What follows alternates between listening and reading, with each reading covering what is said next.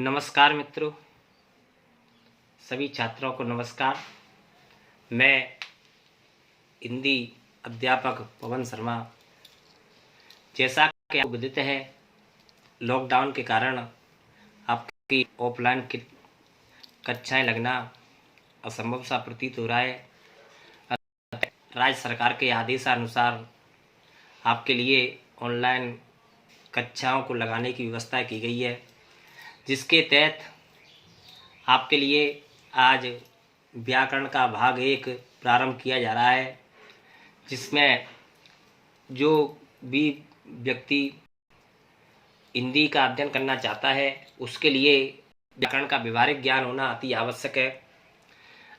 शब्द होते हैं, उन शब्दों में 2 क्रिया चलती हैं, एक विकारी होता है, एक अविकारी होता है। विकारी शब्द वे होते हैं जो कर्ता के अनुसार, क्रिया के अनुसार, लिंग के अनुसार, वचन के अनुसार जिनमें परिवर्तन किया जाता है, वे शब्द विकारी होते हैं। ऐसे विकारी शब्दों को हम 4 भागों में बांटते हैं। संज्ञा है, सर्वनाम है, क्रिया है और आपका विशेषण है। अतः उसी विकारी इकाई के तहत आज आपको सबसे पहले संज्ञा शब्द का परिचय किया जा रहा है। संज्ञा शब्द किसे कहते हैं, कितने भेद होते हैं, संज्ञाओं का बदलाव कैसे होता है, इन सभी क्रियाओं का अध्ययन आपको इस वीडियो के अंतर्गत दिया जाएगा।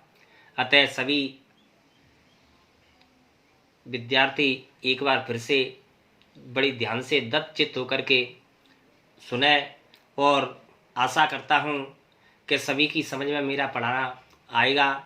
यदि किसी भी विद्यार्थी को किसी प्रकार की कोई समस्या रहती है तो मेरा नंबर है 9799277184 अर्थात 9799277184। इस पर मुझे अवगत कराएं और बेझिझक किसी भी प्रकार की समस्या हो वो मुझसे पूछ सकता है, मैं उसके लिए हर समय तत्पर रहूँगा।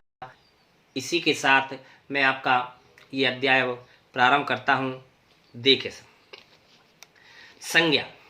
संज्ञा जो शब्द है वह संस्कृत के सम धातु में ज्ञ प्रत्यय के मिलने से बना है, जिसका अर्थ होता है सम माने समान, ज्ञ माने जानना। अर्थात हिंदी में संज्ञा शब्द है उसको नाम कहते हैं। नाम से आशय होता है किसी व्यक्ति, वस्तु, स्थान, भाव इत्यादि का बोध कराने वाले शब्दों को ही क्या कहते हैं, संज्ञा कहते हैं। अर्थात इस समाज में जो भी व्यक्ति हो, चाहे वो व्यक्ति है, चाहे वो वस्तु है या भाव है, किसी को भी किसी नाम से पुकारा जाता है। अर्थात उसकी जो पहचान कराई जाती है, उसका जो बोध कराया जाता है, उसी को हम संज्ञा कहते हैं। जैसे मोहन है, सोवन है, जयपुर है, पेन है, नदी है,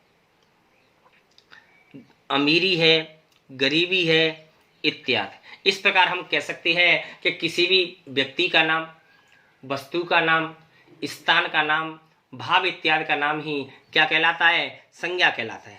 इस प्रकार से संज्ञाओं के 3 भेद किए गए हैं। नंबर 1 है व्यक्तिवाचक संज्ञा, नंबर 2 है जातिवाचक संज्ञा और नंबर 3 होती है भाववाचक संज्ञा। अब इन सभी भेदों को हम अलग अलग तरीके से सिस्टेमेटिक ढंग से पढ़ेंगे। तो सबसे पहला भेद होता है आपका व्यक्तिवाचक संज्ञा। देखिए, किसी व्यक्ति, वस्तु, स्थान इत्यादि के नाम का बोध कराने वाले शब्द ही क्या कहलाते हैं, व्यक्तिवाचक संज्ञा कहलाते हैं। अर्थात जो भी व्यक्ति होता है और उसका कोई ना कोई समाज में नाम होता है, अतः जिस नाम वाले व्यक्ति का नाम कहीं भी यदि पुकारा जाता है वो क्या कहा जाएगा, व्यक्तिवाचक संज्ञा कहा जाएगा। अर्थात ऐसी एक वचन संज्ञा जो अपना स्वयं का बोध कराती है और जिसका बहुवचन नहीं बनाया जा सके उसको व्यक्तिवाचक संज्ञा कहते हैं। जैसे सुरेश, रमेश, मोहित, रोहित, सीमा, रीमा इत्यादि।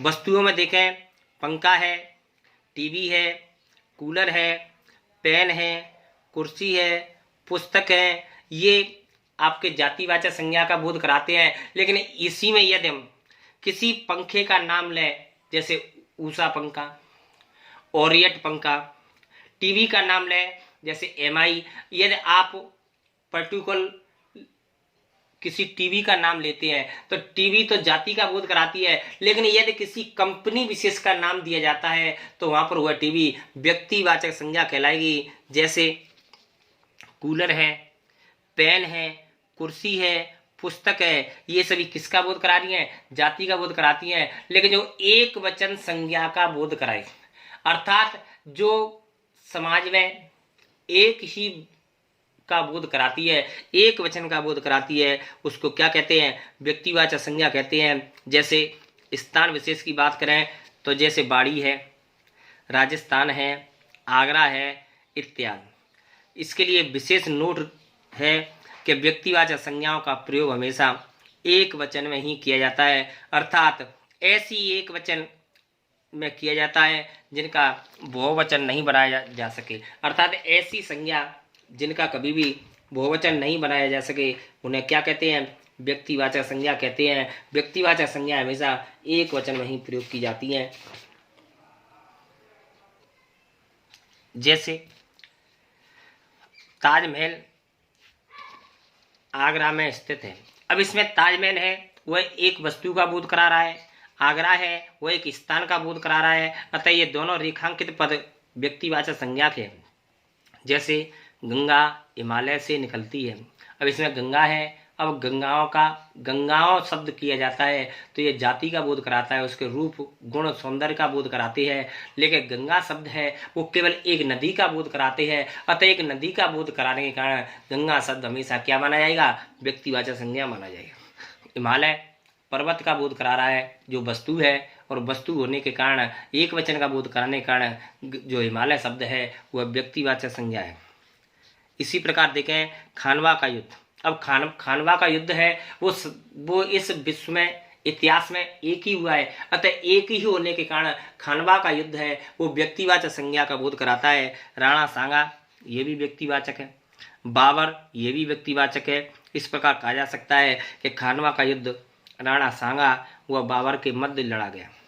मोहन गांव जा रहा है, अब इसमें देखें तो मोहन शब्द है वह व्यक्तिवाचक संज्ञा का बोध कराता है। इस प्रकार कहा जा सकता है कि जैसे जाति, धर्म, संप्रदाय, पदवी आदि जब किसी व्यक्ति विशेष के लिए यदि रूढ़ हो जाते हैं तो वही व्यक्ति वहां पर व्यक्तिवाचक संज्ञा का ही प्रयोग किया जाता है। जैसे गांधी जी दयालु थे, अब गांधी शब्द का यदि बोध किया जाए तो गांधी शब्द जाति का बोध कराता है, लेकिन जाति का बोध होने पर भी यह गांधी शब्द है वो केवल महात्मा गांधी के लिए ही रूढ़ हो गया है, अतः महात्मा गांधी के लिए रूढ़ होने के कारण ये गांधी शब्द है वो केवल व्यक्तिवाचक संज्ञा कहा जाएगा, न कि जातिवाचक संज्ञा। यदि यहाँ पर ऐसे कहा जाता कि भारत में अनेक गांधी प्राप्त होते हैं या आज जगह जगह पर गांधी विद्यमान है, तो यहाँ पर एक महात्मा गांधी का बोध न करा करके यहाँ पर अनेक गांधियों का या गांधी जैसे रूप सौंदर्य वाले गुण दोष वाले व्यक्तियों का बोध होता था तो इसमें जातिवाचक संज्ञा होता। लेकिन यहाँ पर केवल गांधी का बोध कराने से यह केवल क्या माना जाएगा? व्यक्तिवाचक संज्ञा मानी जाएगी। जैसे पंडित जी, अब पंडित जी जाति का बोध कराता है, लेकिन पंडित जो शब्द है वो केवल पंडित जवाहरलाल नेहरू के लिए रूढ़ हो गया है, अतः पंडित जवाहरलाल नेहरू के लिए रूढ़ होने के कारण पंडित जी भारत के प्रधानमंत्री थे, यहाँ पर क्या मानी जाएगी? व्यक्तिवाचक संज्ञा मानी जाएगी।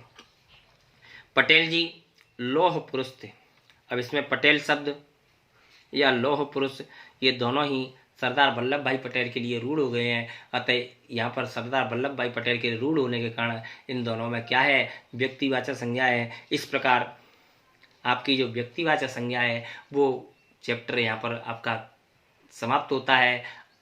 आगे आपको जातिवाचक और भाववाचक जो संज्ञा के भेद हैं वे आपको अगले वीडियो में पढ़ाए जाएंगे। तब तक के लिए नमस्कार।